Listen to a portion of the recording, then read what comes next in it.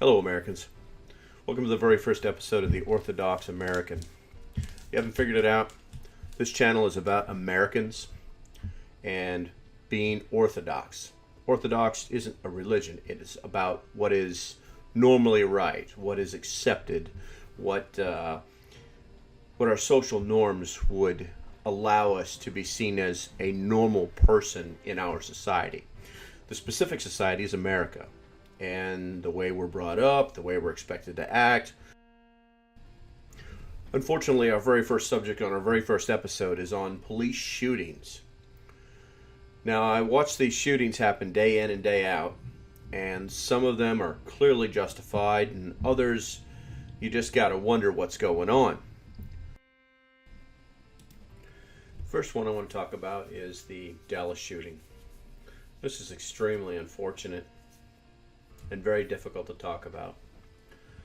I actually have a son who was a police officer and he used to think about these kind of things on a daily basis. So it kind of hits close to home with me and my family. I took a good hard look at what we know so far, which is really nothing.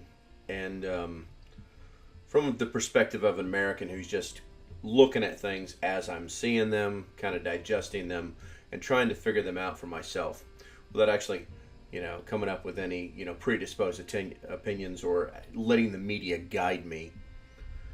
The shooter, his name was Micah Xavier Johnson.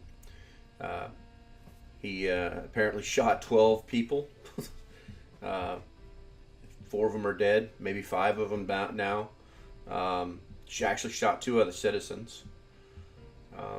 In the police report, they said that Micah was upset about the BLM, or the Black Lives Matters organization. They didn't really say why. He said he was upset about the recent shootings. Everybody's upset about the recent shootings. And then unfortunately that he wanted to kill white officers. So I don't know where they're finding this information, but I couldn't find it. He also said that he wasn't affiliated with any groups, that he had done this all by himself. Now, one of the reasons that I'm bringing this up is because I actually went and looked for this guy's fake Facebook page, and there it was. It had a picture of him, his AR-15, a picture of him in the Army a couple of times, and some other superfluous picture where he's in a group. Then if you take a good hard look at it, the website had actually been made 45 minutes prior to me looking for it, which was this morning around 9 a.m. Was today Friday? And I thought to myself, this is utterly ridiculous. Why are we actually, why is somebody making a fake Facebook page to show this guy with an AR-15 and that he's a part of this, that, and the organization? I'm not going to conspiracy theory it and say that it's all set up, but you really have to take a look at the Facebook page if you get a chance, if it's still up. I couldn't find a reference to the picture of him in the African garb with his hand in the air anywhere. That just kind of came out of nowhere on CNN. So, from the perspective of somebody who's just looking at what he can see and what he can think of, this is a very bad situation, and it's definitely going to unfold. From the perspective of right and wrong, the American way, I noted that the president, he made a very brief statement, but within that statement, he quickly identified, that if we didn't have problems with these people being armed with powerful weapons, as I throw my quote fingers in the air, because all weapons are powerful and firearms are powerful in general. It's a very foolish statement by a very foolish man. I also took note in listening to some of the local TV stations that you can find online that the president actually called the mayor of Dallas and expressed his condolences, kind of did the right thing. But in all these other shootings where they come out right off the bat and starts complaining about guns and the Second Amendment and powerful weapons, and they just go wacko and have sit-ins, the president never made a phone call to a single mayor and said, hey, this is really bad stuff. Let me know if you need anything. So I'm curious as to why he did it in this particular situation, since it really offered no credit to his position on abolishing the Second Amendment. So the next shooting I want to talk about is the Alton Sterling police shooting. This is the one where it appears as if this man was held down and shot by 2 police officers. Every person on this planet, you, me, the next guy, the next girl, has the inherent right to self-preservation. That means they have the right to protect themselves. This includes police officers. And I watched this video really hard to see, what was causing a police officer to shoot another human being point blank. And it took me a couple of times, and there's actually a couple of videos out there from different views that show some different things.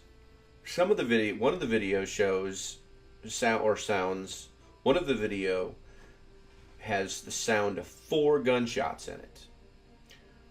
2 shots in rapid succession, and then there's a slight pause, and then there's 2 more shots in rapid succession. In another video, there's 2 shots in rapid succession, a single shot a couple seconds after that, and then shortly after that, another 2 shots in rapid succession. So it's really difficult to tell what really happened. With those sequence of shots, you've got to go, okay, who fired the first 2 bullets? And things aren't adding up. So you got to go back to why he was there, which nobody really talked about. Why were the cops there? The cops were there because this guy was selling CDs in front of a store someplace, and there happened to be a homeless guy there that was hassling him.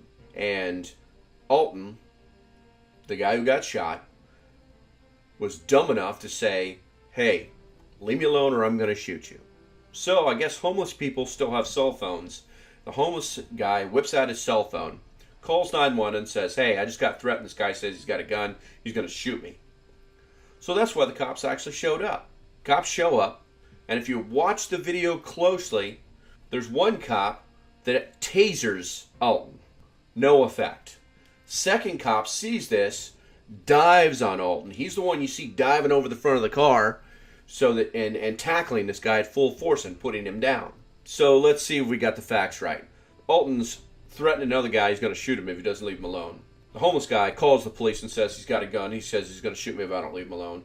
The police show up, start to try and talk to him. Obviously, things weren't going great. They try to tase him. That doesn't do anything. They try to tackle him. That doesn't do anything. And somehow in this scuffle, 2 rounds go off. The scuffle continues, and no less than 2 other rounds go off. And now Mr. Alton Sterling is dead. So you have to wonder what happens, because frankly, it sounds like typical escalation of force. They try to tase him, nothing happened. They try to tackle him, nothing happened. They try to take control of him. 2 grown men tried to take control of him, and they couldn't do it because there was a weapon involved. You have to really look at the sequence of the shots fired, the cops calling out gun, and then the cops obviously defending themselves. This appears on one side to be 2 cops jumping a dude and point blank shooting him. But when you take a step back and actually watch the video and listen to it, you can clearly hear that 2 shots are fired, and then there's a pause and there's 2 more shots that are fired. I find it hard to believe that a police officer shot a guy in the chest point blank and then looked at him and said, oh, he's still alive, and then shot him 2 more times. And then Ninja rolled off him and looked back at him holding his Glock at his head just to make sure he died. That doesn't make sense to me. So we really have to take a little harder look at these police shootings before we start to just explode all over the internet saying this, kill the cops, kill this, get the popo. That is utterly ridiculous. So please, be good citizens.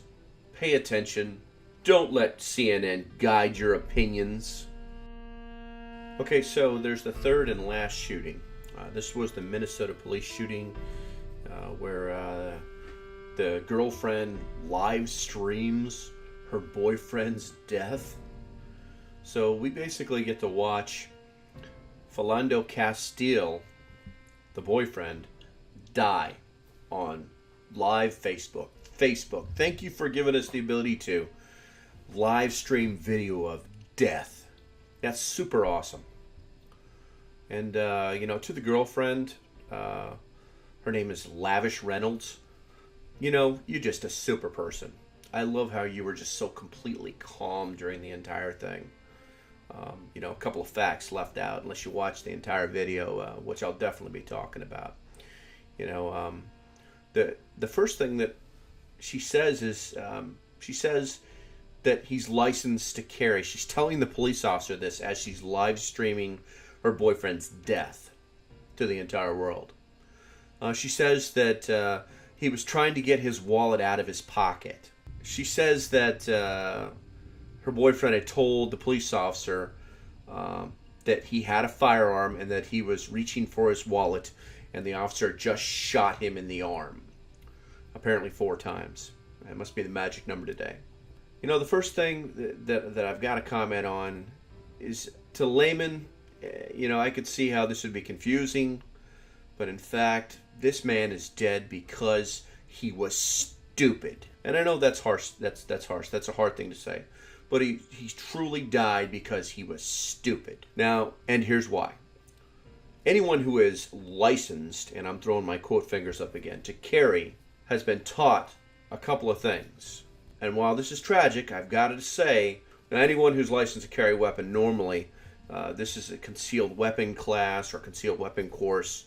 That person has been trained by a certified instructor on how to deal with police officers when you're armed in your particular state, because lots of states have different laws. And the key thing that is known throughout the entire United States for concealed carry or for open carry is very simple. You tell a police officer that you're armed, you already have your hands where he can see them, and that whether you are registered or not, and you do not move. You don't say another word until he speaks to you or tells you to do something. Well, apparently this guy thought he was Joe Schmo and he's just going to play something he's seeing in a movie, which tells me that he was not licensed. There's no right way to analyze this. And it doesn't matter if he was black or that the cop was Chinese. Now, I don't even know if he had a gun. No one ever even said anything. No one said if a gun was taken off the scene. There's no police report saying that he had a gun that I can find. But this guy's dead. And while it's very ugly that he is dead for being stupid, what really bothered me about this entire situation was that the girlfriend, Lavish Reynolds, who was live videoing this on Facebook for the entire world to watch her boyfriend die, was completely calm, was focused on the camera instead of the police officer with the gun that was drawn and pointed into the car. Now, if you watch the entire tape, you'll find out a pretty interesting fact.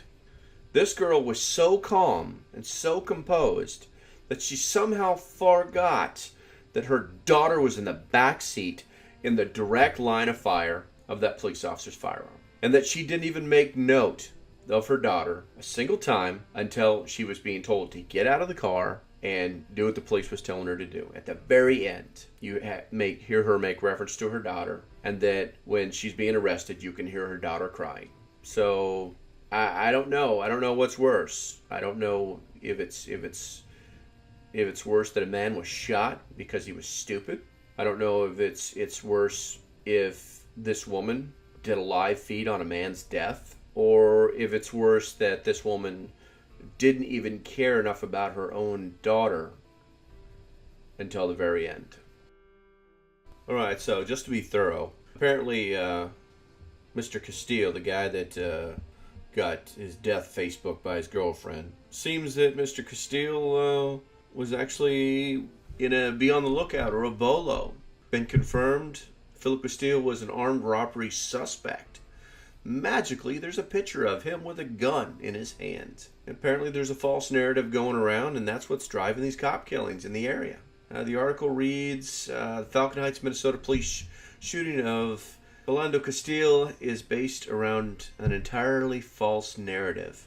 Castile and Miss Diamond Reynolds, I guess her name's Diamond now, were pulled over by police because Castile matched a bolo alert for an armed robbery suspect from 4 days prior.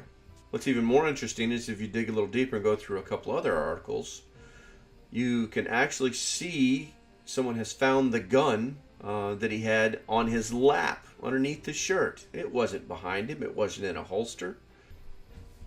Oh, and get this.